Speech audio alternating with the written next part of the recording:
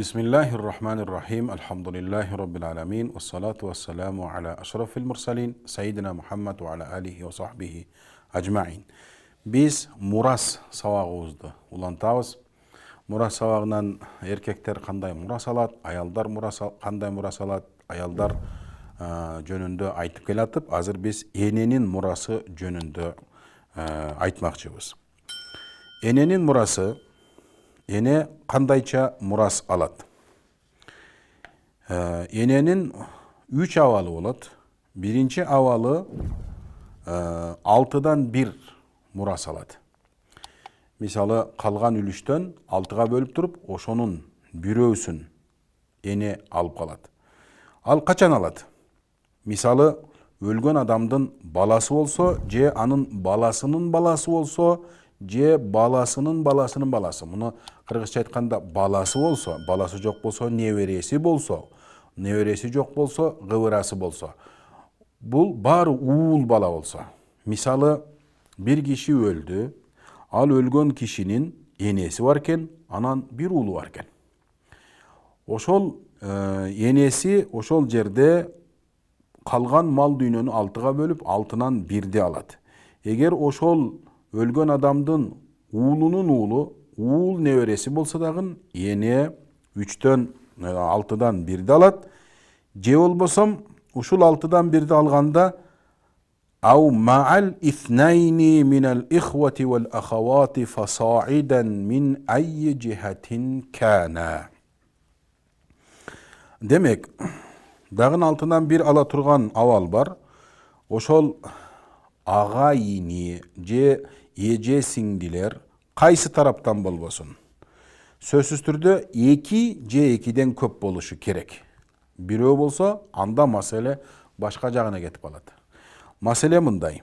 Бирөө өлдү, өлгөн адамдын энеси бар экен, анан 2 бир тууган агайыниси бар экен, же эже карындашы бар экен. 2-ден көп болушу шарт. Мин айи жихатин кана дегени, мен мейли ал, жана биз айттык, банул аян дегенди айттык. Банул аян, банул алат деп, булар жанагындай аталаш, энелеш, бир туугандарды ушинтип айтат дедик.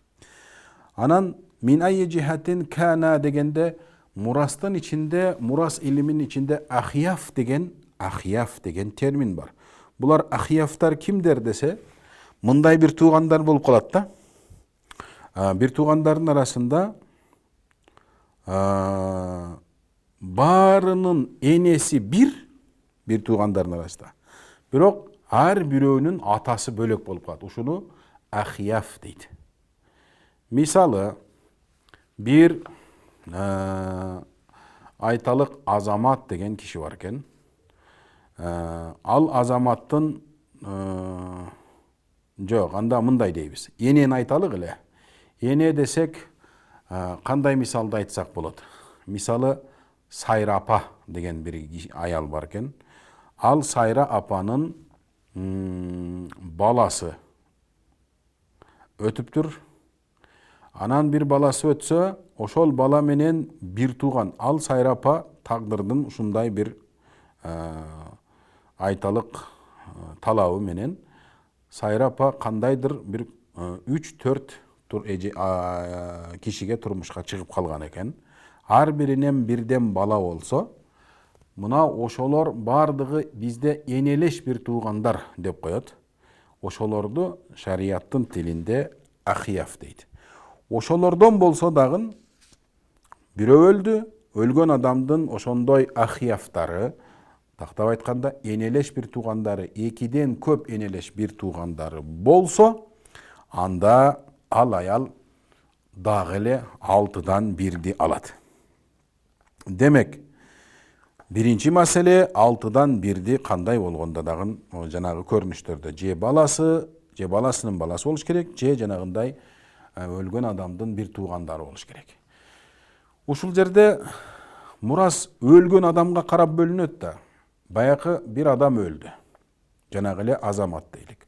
Азаматтын энеси бар, Сайра апа. Анан ошол Азаматтын баласы бар, Урматбек деген. Ошондо биринчи абал ошол болду. Урмат деген баласы бар. Урмат калганын алса, энеси 6-дан 1 алат. Жок, ал Урматтагын өтүп кеткен экен. Урматтын баласы Эрмат бар экен.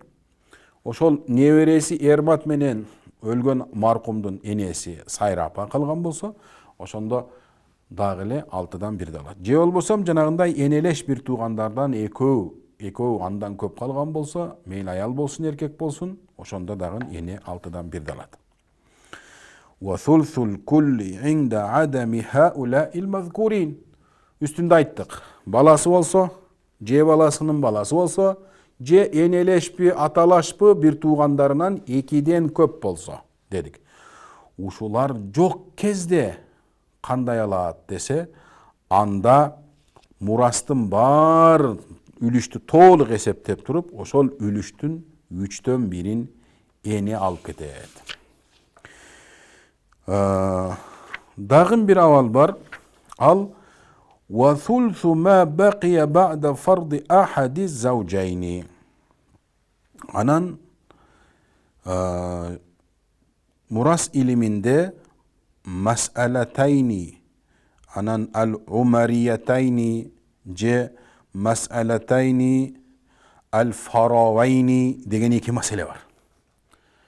Atalışı şunday, emne üçün umariyetayn dep atalып kalgan dese, Hazreti Umar İbnül Hattab radıyallahu anhu uşuntip fatva çıkarıp, uşuntip bölüp bergen. Fatva bul Hazreti Ali dagın uşuntip aytkanandan keyin, Abdullah ibn Mas'ud radıyallahu uşuntip aytkan, Cumhurul Fuqaha dagın, 4 mazhabtın alımdары dagın, uşul nerseni aytkan. Kandayça bul? Fi ve zalika fi mes'aletayni. Oşonda biz ayttık, üstünde 6'dan 1 aldık. Alat dedik. Ekincisi kalgan ülüştün bardığın, ülüştün toğluk bardığından 3'ten 1'ini alıp ketet dedik. Anan 3. mesele, 3. avalı bul janağı kalıp ketken murastı ölgön adamdın je kүйөөсү ölse ayalı algandan keyin, je ayalı ölse kүйөөsü alıp ketkenden keyin kalganının 3'ten 1'ini alat. Yine. Bu 2 mesele olur. Al kandayça olur dese zavcun ve abavayni. Zavcun ve abavayni. Janagınday Abdullah ibn Mas'ud radıyallahu anhu uşinti aytat da Hazreti Umar radıyallahu anhu biz menen bir meselege jolgo düşüp kalçuu bolsa abdan jеңил чечип коёт эле. Жеңил эле айтып коёт эле дейт. Misалы ушул мына сүрөттө завуч ва абавайни. Munda kanday bolot dese, misалы birөө öldü. Al ölgön ayal eken. Ayaldın kүйөөsü dagın barken, anan atası dagın, enesi dagın barken. Ölgön ayaldın артында muraskor katarı kүйөөsü kaldı, anan atası kaldı, anan enesi kaldı. Oşondo janagı ahadu zavjayn degende, zavcun ve abavayn degende, muna kүйөө kaldı, anan ata ene kaldı. Bu 2 mesele, hani ikincisi zavjatun ve abavayni da bunda dagın. Oşondo kandayça bölünöt dese, ülüş misалы ушундай болуп калганда, мынол маселе кайсыдан чечилет десе, бул жөнүндө башка сабактарыбызда дагы башында да айтканбыз, атайын бөлүм келет. Ошол жерде маселенин башкы эсеби үлүш кантип бөлүнөт дегенде, ушул сүрөттө маселе 6'dan болуп бөлүнөт. 6'dan дегени үлүштү 6'га бөлөбүз деген сөз. Үлүштү 6'га бөлгөнүбүздө жанагында Сайра апа öldü. Anın kүйөөсү Ахмат Аксакал баркен. Сайра апанын Ахмат Аксакал баркен. Же аны жашыраак дейлик. Жашыраак бир Нурбек деген киши өлүптүр. Анын аялы Жамила экен. Ошондо Жамила өлүп атат да мында тескерисинче. Жамила өлсө, анын күйөөсү Нурбек, маселе 6'dan бөлүндү. Anın atası Ахмат Аксакал, apası Сайра апа бар. Ошондо биз маселе апалар канча үлүш алат деген жерде кетип атабыз. Ошондо жанагы Жамила өлдү, күйөөсү Нурбек бул жерде жарым алат. Маселе 6дан болуп атат. Анын абалы аялынын калтырган мурасын анын аялынын дүйнөсү бар болгон болсо. Бул жерде ушул нерсени да билип коюш керек да. Калтырылган мал, мүлк ошол адамга тиешелүү болсо бөлүнөт. Эгер үйдө ата тирүү туруп, эне өлүп калса, ал эненин атына эч нерсе жазылбаган болсо, мурас бөлүнбөйт. Ал энеге ата башынан эле бөлүп берген болсо, мынау сеники. Мынау короодогу малдын жарымы сеники, банктагы акчанын мынуусу мынчасы сеники, мынау жер сеники, бул бак сеники, уй сеники, кой сеники деп бөлүп берип койгон болсо, ал белгилүү болсо, мына ошондо өлсө анын мурасы бөлүнөт. Бизде көбүнчө мындай болбой калат, ушундай кылгандар дагы бар. Көбүнчө мындай болбой калат дагы, мурас бөлүнбөй калат. Себеби анын үстүдө кийип жүргөн көйнөгүнөн башка эч ким калбай калган болот. Бул жерде дагы баса белгилеп айтып коюшубуз керек. Бул эмне үчүн мындай болот десе, Алла Таала аял адамга башканын жүгүн арткан эмес. Кала берсе, өзүнүн жүгүн дагы өзүнө арткан эмес. Аял киши өмүр бою башка бирөөнүн асыроосунда болот. Туулду болушу керек деген сөз бул. Туулду аны атасы багышы керек. Бардык муктаждыктарын алып берет. Турмушка чыкты. Турмушка чыккан кезде күйөөсү сөзсүз түрдө никенин артынан парз болгон нерсе, анын 3 нерсесин камсыздаш керек. Жашаган үйүн, кийген кийимин, жеген тамак ашын. Ушул 3 нерсени камсыздашы керек. Ушул 3 нерсени камсыздагандан кийин ошондо аял ушундай болуп, андан кийин турмушка чыкты, күйөөсү аны камсыздадыбы? Камсыздагандан кийин бир аз чоңоюп, бир аз турмуш куруп бала төрөлгөндөн кийин баласы акча таап баштаганда баласы кошо карайт атасына. Аны менен шарият бир тууганы эгер зекет бере турган бай болуп калчу болсо, анда бир тууган карындашыңа эжеңе каралай жүр деп шарият милдет кылат. Ошентип кыскасы аял киши гособеспеченияда болгондугу себебинен көбүнчө бизде аял кишиге мурас бөлүнбөй, мал дүйнө бөлүнбөй калат. Эгер бөлүнүп калган болсо, ушинтип бөлүнөт. Анда кандай болду? Мынол маселеде Hazreti Umar radıyallahu anhu 2 маселени чечип берген. Эгер бирөө өлсө, анын күйөөсү, анан ата энеси өлгөн болсо, күйөөсүнө 3төн жарымын бердик. Жарымын бергенибизден кийин жарымы канча калды? Үлүштү 6га бөлгөнбүз. Жарымы 3-өө калды. Ошондо мынол жерде wa thulthu ma baqiya ba'da fardi ahadi zawjayn дегенден кийин, аял эркек бири-биринен мурас алып бүткөндөн кийин деген сөз бул. Экөөсү бири-биринен мурас алып бүткөндөн кийин калган малдын 3төн 1-ин алат. Ошондо мунондо өлгөн аялдын Жамиланын күйөөсү Нурбек маселе мал дүйнөнүн жарымын алды. 6га бөлгөн эле 3кө. Эми бул жерде өлгөн Жамиланын атасы менен апасы бар экен. Атасы Акматбек аксакал, анан энеси Сайрапа дедик. Сайрапа калган малдын 3төн 1-ин алат дагы. Анан Ахмат аксакал 2-син алат. Ушинтип 6га бөлүнгөн үлүш бөлүнүп бүтөт. Экинчи маселе, Азирет Умардын 2 фатвасы заужатун ва абавайни. Мында да ошондой. Заужатун ва абавайни дегенде ушунда кандайча болот? Кандайча болот? Жанагы айткандай эле. Өлдү, Нурбек өлдү мында. Анан абавайни деп жанагы атасы бар, энеси бар. Маселе мында 4төн каралат. 4төн каралганда заужа бул жерде 3төн 1-ди алат. Нурбек өлдү да. Нурбек өлгөндөн кийин анын аялы Жамила. Маселе ушул жерде жанагы 4төн 1 алат. 4төн 1. Ошондо бирөө кетти. Калганы канчөө калды? Маселе 4төн үлүш 4кө бөлүнгөндө 3-өө калды. Ушунда энеси Сайрапа 3төн 1-ди алат дагы, атасы 2-ни алат. Бул 2 Hazreti Umar radıyallahu anh'unun bergen fatvası. وَلَوْ كَانَ مَكَانَ الْأَبِ جَدٌّ. Emi uşul jerde Üstündегі маселеде biz айттық.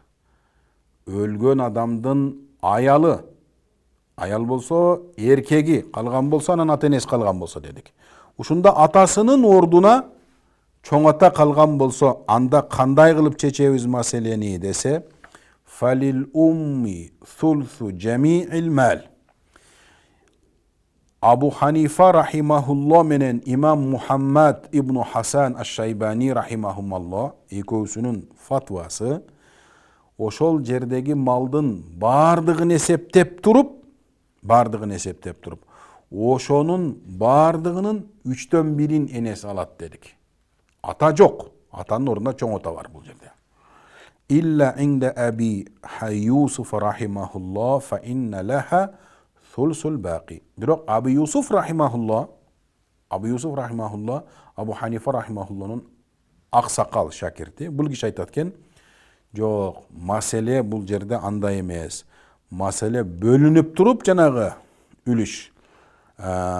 Алчулар алып кеткенден кийин, анан ошонун алгандан кийинкинин 3/1 алат экен. Ошондо Абу Ханифа рахимахулланын айтканы боюнча өлгөн адам жанагы биз айткан эле Жамила өлдү, анын күйөөсү Нурбек бар. Маселе 6-дан бөлүнөт, үлүш 6-га бөлүнөт. Ошонун жарымы эмне болду? Жарымын жанагы күйөө Жамиланын күйөөсү Нурбек алып кетти. Эми ушунда Абу Ханифа жалпы малдын 3/1 алат дегенде, биз үлүштү 6-га бөлсөк, 6-нын 3/1 бул 2 болот. Мунул маселеде Абу Ханифа рахимахулланын айтышы боюнча, демек энеси Сайра апа, Жамиланын апасы, энеси 6-дан 6-ны 3-кө бөлүп ошонун бирөөсү 2 болгондо, демек мунунда 2син Сайра апа алып кетет апасы, эненин маселесин айтып атабыз, чоң атасы 1 алат.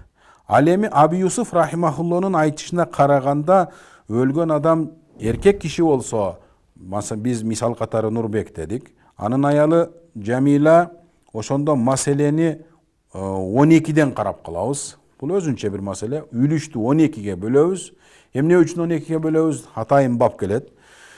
Ошондо 12ге бөлүнгөндө аялы 4/1 алат. 12-нин 4/1 3 болду. 3 болгондон кийин 9 калды. 9-дун 3/1 алып калып атат ошондо. Абу Юсуф рахимахулла 9-дун 3/1 бул 3 болот. Ушунда энеси Сайра апа 3 алат, жанагы чоң атасы Ахматбектин атасы бар экен, ал Бекмамат деген. Ошол Бекмамат аксакал анда 5ти алып калат, калганын алып калат. Мына ушинтип биз эненин үлүшү кандай болорун айттык. Кийинки эфирде көрүшкөнчө сак саламатта калыңыздар. Ассаламу алейкум ва рахматуллахи ва баракатух.